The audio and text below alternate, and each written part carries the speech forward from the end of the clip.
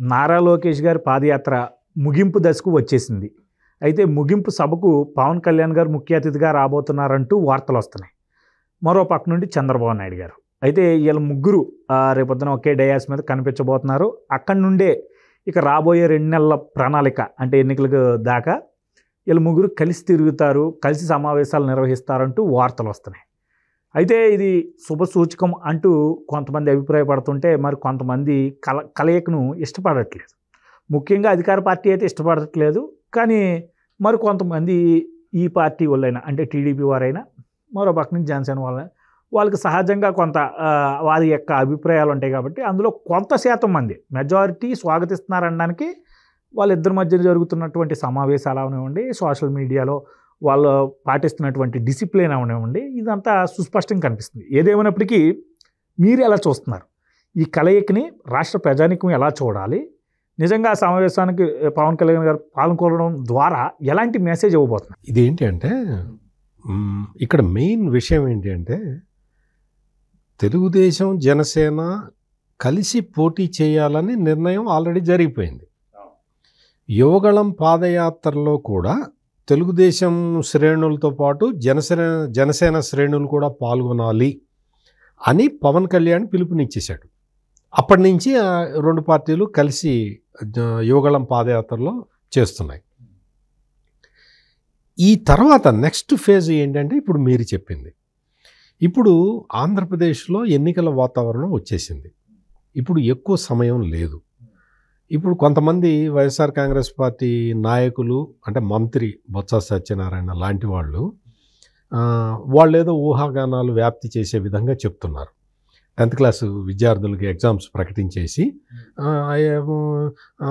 ఎలక్షన్లు ఏప్రిల్లో ఉండొచ్చు, మేలో ఉండొచ్చు అని రకరకాలుగా వాళ్ళు అది కావాలని ప్రతిపక్షాలని మిస్లీడ్ చేయటానికి ఒక స్ట్రాటజీ ప్రకారం చెప్తూ ఉన్నారు. ఎవరు ఎన్ని చెప్పినా కానీ చంద్రబాబు నాయుడికి ఇవన్నీ తెలుసు. ఎప్పుడు ఎలక్షన్లు వస్తాయి, ఎప్పుడు రావు, ఎప్పుడు ఎంత లేట్ అవుతుంది అనేది ఆయనకున్న అనుభవంతో కొంత అంచనా వేసుకోగలుగుతాడు. ఆ అంచనాలో భాగంగానే మీరు గమనిస్తే యువగళం పాదయాత్ర ముందుకు సాగుతున్న క్రమం చూస్తే మీరు ఒక రకమైన స్పష్టత వస్తున్నది ప్రజల్లో. మీరు యువగళం పాదయాత్రకి ముందు, యువగళం పాదయాత్రకి తర్వాత రాష్ట్రంలో ఉన్న పరిస్థితులు అనే ఒక సబ్జెక్ట్ కనుక తీసుకుంటే ఈ 2 పరిస్థితులకి చాలా వ్యత్యాసం ఉన్నది. యువగళం పాదయాత్రకి ముందు రాష్ట్ర ప్రభుత్వ అణచివేత విధానాలు అతి తీవ్రంగా ఉండేవి, అతి కిరాతకంగా ఉండేవి. మనం చూసాం, మాస్క్ అడిగిన ఒక డాక్టర్ని కొట్టి చంపేసి అతను పిచ్చివాడని ముద్రేసేశారు. ఇటు రకరకాలు ఒకటి అంటే ఒక ఎగ్జాంపుల్ కాదు, ఇటువంటివి ఒక 100 ఎగ్జాంపుల్స్ ఉన్నాయి. అంటే రాష్ట్రం మొత్తం భయం గుప్పిట్లో ఉండిపోయింది. ఆ సమయంలో లోకేష్ పాదయాత్ర ప్రకటించాడు. యువగళం పాదయాత్ర అనేటప్పటికీ చాలామంది భయపడిపోయారు, ఆందోళన చెందారు. అసలు లోకేష్ పాదయాత్ర చేయగలుగుతాడా, జగన్ చేయనిస్తాడా అనేది అందరిలో ఉన్న క్వశ్చన్ మార్క్. ఆ క్వశ్చన్ మార్క్ని ఛేదించటానికి నారా లోకేష్ చాలా రకరకాల ఎక్సర్సైజులు చేసి, రకరకాల చర్యలు తీసుకొని ఎట్లా చేయాలి, మనం ప్రజల్లోకి ఎట్లా వేయాలి, అది ఇది రకరకాలుగా ఆలోచించి he came to a conclusion. మనం ఏ విధంగా అయినా సరే అడుగు ముందరికి వేయాల్సిందే అన్న ఒక స్థిరమైన నిర్ణయానికి వచ్చేసాడు. వచ్చిన తర్వాత కుప్పంలో మొదటి అడుగు వేసిన దగ్గర నుంచి మనం పరిస్థితులు గమనిస్తే జగన్మోహన్ రెడ్డి ప్రభుత్వం అతని ప్రచార రథాన్ని లాక్కుంది, మైక్ లాక్కుంది. ఆయన స్టూల్ మీద ఎక్కి మాట్లాడుతుంటే స్టూల్ కూడా లాక్కున్నారు. అటువంటి ఫియర్ సైకోసిస్, రాష్ట్ర ప్రజలు మొత్తం ఫియర్ సైకోసిస్లో ఉన్న కాలం నుంచి ఈ రోజున యువగళం పాదయాత్ర ముగింపు దశకు వచ్చే నాటికి ప్రజల్లో భయం పోయింది. దాదాపుగా ఇప్పుడు అన్ని వర్గాల ప్రజలు బయటికి వస్తున్నారు, మాట్లాడుతున్నారు, మా సమస్య ఇది అని చెప్తున్నారు. రాష్ట్ర ప్రభుత్వం మా సమస్యలు తీర్చట్లేదు అని ఆందోళన వ్యక్తం చేస్తున్నారు. అంటే ఆ స్టేజ్కి తీసుకురావటానికి ప్రజల్ని లోకేష్ ఒక రకంగా తన జీవితాన్ని రిస్క్లో పెట్టుకున్నాడు. అంత దారుణమైన పరిస్థితులలో అసలు మీకు గుర్తుండే ఉంటుంది, అప్పట్లో జియో నెంబర్ 1 అని ఉండేది. అది ఏంటి అంటే లోకేష్ యువగళాన్ని జనసేన అధ్యక్షుడు పవన్ కళ్యాణ్ వారాహి యాత్రని అడ్డుకోవటానికే జియో 1 తెచ్చారు. ఆ పరిస్థితుల్లో అంటే చట్ట ప్రకారం కూడా వీళ్ళని కదలనివ్వకుండా చెయ్యాలి అన్న ఒక కుట్ర కోణం నుంచి ఛేదించుకుంటూ వీళ్ళు ముందరికి రావటం అనేది అదొక సిగ్నిఫికెంట్ పాయింట్ అన్నమాట. అది పొలిటికల్ హిస్టరీలోనే it is a milestone. ఇప్పుడు ఆ ముగింపు దశకి వచ్చిన సమయంలో ఈ ముగింపు సభలో నేను అనుకోవటం పవన్ కళ్యాణ్, చంద్రబాబు నాయుడు వాళ్ళు కూడా వస్తారు అనుకుంటున్నాను. ఎందుకు అంటే ఎలక్షన్లు మొత్తం దగ్గరికి వచ్చేసినాయి కదా, అక్కడి నుంచి ఒక సందేశం ఇవ్వాలి. ఇప్పటికే ఇప్పుడు జనసేన కానీ తెలుగుదేశం కానీ క్షేత్రస్థాయి నుంచే కలిసి పనిచేస్తున్నాయి. అందులో ఎటువంటి అరమరికలు లేవు. మీరు చెప్పినట్టు సోషల్ మీడియాలో వైసీపీ వేసిన ఎత్తుగడలని ఈ రెండు పార్టీలు, మీ అబ్జర్వేషన్ కూడా కరెక్ట్, ఈ రెండు పార్టీలు సమర్థవంతంగా ఎదుర్కొన్నాయి. వైసీపీ సోషల్ మీడియా ఏం చేసింది అంటే ఈ జనసైనికుల్ని రెచ్చగొట్టడానికి రకరకాల ప్రయత్నాలు చేసింది. వాళ్ళని రెచ్చగొట్టడం, ఒక సెన్సిటివ్ పాయింట్ ఏదన్నా ఎతికి దాని మీద కొట్టడం, ఇటువంటివన్నీ చేసింది. అక్కడెక్కడో పిఠాపురంలోనూ ఎక్కడో తెలుగుదేశం ఒక జనసేన ఆయన సీటు అడుగుతున్నాడు, తెలుగుదేశం ఆయనేమో నేనున్నాను కదా అని ఏదో అన్నాడు. వాళ్ళిద్దరి మధ్య ఒక నేనున్నాను కదా డిస్ప్యూట్ ఏదో వచ్చింది. దాన్ని ఇంకా మొత్తం మ్యాగ్నిఫై చేసి రాష్ట్రం మొత్తం తెలుగుదేశం జనసేన కొట్టుకుంటున్నాయి అన్న పిక్చర్ ఇవ్వటానికి ట్రై చేశారు. చాలా అసలు విశ్వ ప్రయత్నం చేశారు. చేస్తే ఏమైంది, చివరికి ఆ నాయకులు ఇద్దరు మేము మా అధిష్టానం ఎట్లా చెప్తే అట్లా వింటామని చెప్పేశారు.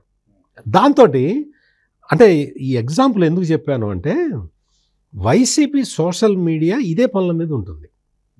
సో దీన్ని ఎదుర్కోవాలి అంటే ఒక స్ట్రాంగ్ మెసేజ్ ఇవ్వాలి. ఆ మెసేజ్ని ఇప్పటికే మీకు గుర్తుండే ఉంటుంది, స్కిల్ డెవలప్మెంట్ కేసుకి సంబంధించి తెలుగుదేశం పార్టీ అధ్యక్షుడు చంద్రబాబు నాయుడిని అరెస్ట్ చేసిన సందర్భంగా పవన్ కళ్యాణ్ వచ్చేసి సంఘీభావం ప్రకటించి ఎన్నికల పొత్తు ప్రకటించేశాడు.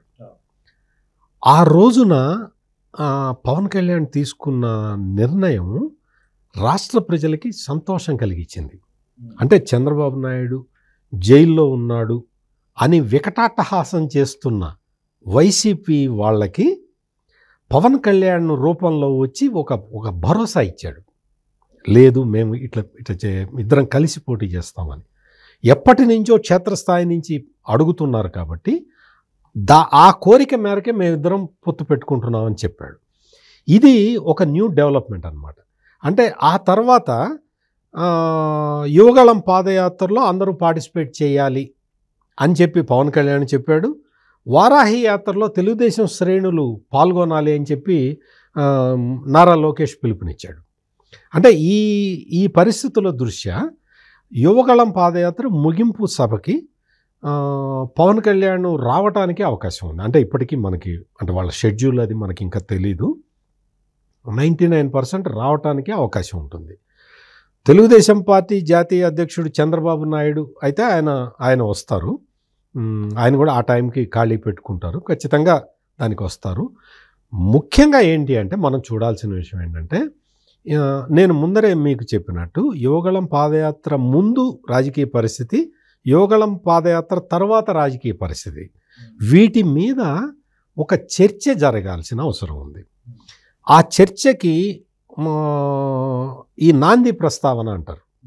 అక్కడ లోకేష్ యువగళం పాదయాత్ర ముగింపు సభలో లోకేష్ చేసే ప్రసంగం దీనికి ఎజెండా సెట్ చేస్తుంది.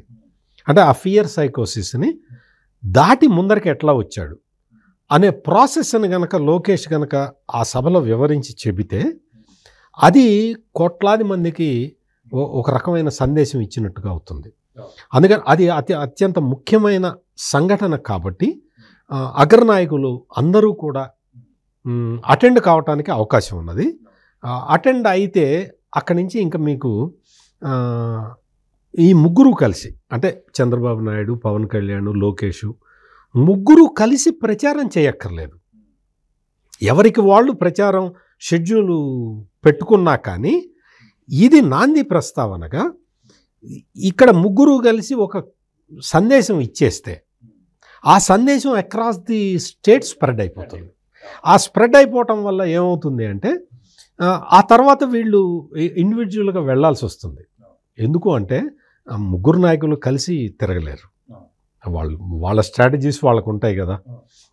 ఎక్కడ ఇది ఉంటుంది, మన అవసరం ఉంటుంది, ఏ పాయింట్ చెప్పాలి, లేదా భారీ బహిరంగ సభలో ఏదైనా అప్పుడప్పుడు ప్లాన్ చేస్తారు. మనం చూసాం కదా, అంత ముందర కూడా పొత్తులు పెట్టుకున్నప్పుడు మనం చూసాం కదా. మీరు అన్నట్టు ఆ వ్యాన్ మీద కానీ ఆ క్రౌడ్ని కంట్రోల్ చేయడం కానీ, ఎందుకంటే ఇరు పార్టీల నుంచి సమూహం వస్తారు కాబట్టి చాలా అనేక ఫ్యాక్టర్స్ ఉంటాయి.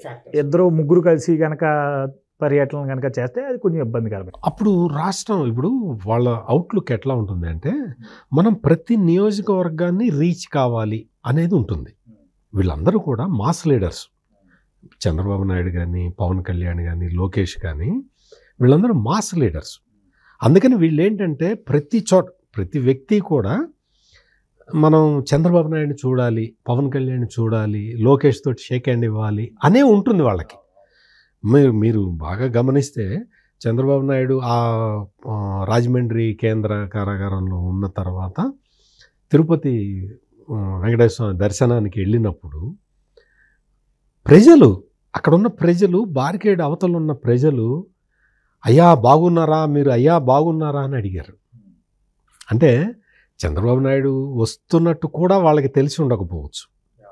అక్కడికి వచ్చిన వాళ్ళు చంద్రబాబు నాయుడిని చూడంగానే ఆప్యాయంగా అయ్యా బాగున్నారా, ఎవరైనా ఏదో చంద్రబాబు జిందాబాద్ అని అదేదో అంటారు, కానీ ప్రజల నుంచి వచ్చిన ఆ క్వశ్చన్ ఉంది చూసారా, అది చాలా సిగ్నిఫికెంట్ అనమాట. అయ్యా బాగున్నారా అని ప్రజలు అడగటం అంటే ఎంత కన్సర్న్ ఉంది ప్రజలకి చంద్రబాబు నాయుడు మీద అనేది. అందువల్ల ఈ ముగ్గురు నాయకులు కూడా కలిసి ప్రచారం చేయటం, మధ్య మధ్యలో మీరు చెప్పినట్టు కొన్ని పబ్లిక్ మీటింగ్స్, పెద్ద పబ్లిక్ మీటింగ్స్లో కలిసి మాట్లాడటానికి అవకాశం ఉంటుంది. కానీ విడివిడిగానే ప్రచారం చేస్తే రాష్ట్రంలో అన్ని నియోజకవర్గాలని టచ్ చేయాలి, అందరి ప్రజల్ని కలవాలి, అందరి ప్రజలకి వాళ్ళు దగ్గరుండి సందేశం వినిపించాల్సిన అవసరం ఉంటుంది. కాబట్టి వాళ్ళు ఆ విధమైన చర్యలు తీసుకుంటారు. యోగళం పాదయాత్ర మాత్రం కొత్త రికార్డ్ అండి అది. ఇందాక మనం అనుకున్నట్టు ఆ రాష్ట్ర ప్రభుత్వం అణచివేత విధానాల మీద ఇది ఒక తిరుగుబాటు. రాష్ట్ర ప్రభుత్వ అణచివేత విధానాలని ఎదిరించి సక్సెస్ చేసుకోవడం అంటే అది సామాన్యమైన విషయం కాదు. అటువంటి కష్టసాధ్యమైన విషయాన్ని లోకేష్ సాధించాడు.